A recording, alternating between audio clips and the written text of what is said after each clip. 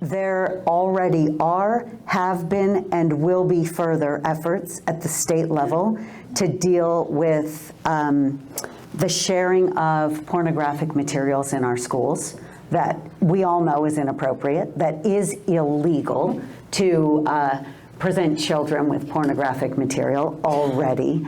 I don't want the federal government in anything that they should not be touching. And we need our state to step up even more. I will tell you, there are, I mean, Gail Ruzicka is the perfect example of someone who's been fighting this stuff for how many years? Not just this explicitly, but 40 years probably, Gail, right?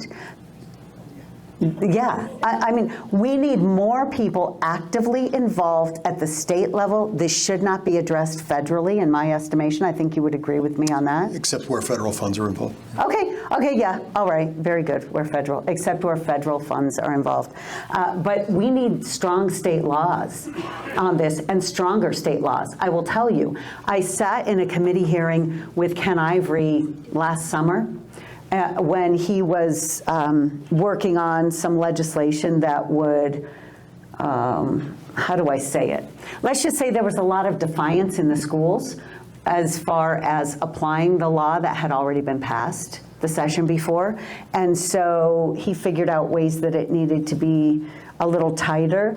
And I sat in a committee hearing with him, right next to him, when a district came in and had a young man come in, and they were being asked by this particular legislative committee to explain how they were implementing the law, because everyone knew they weren't, right?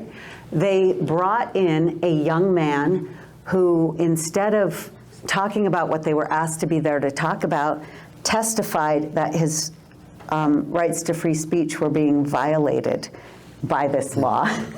Not even realizing it had already passed. So I think that's a civics failure right there in that school district.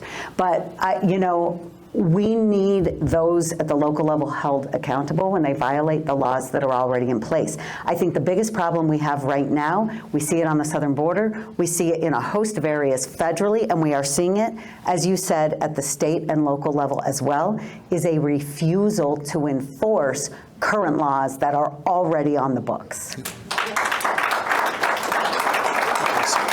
Perfect. Thank you. What would you add? Nothing. She's awesome.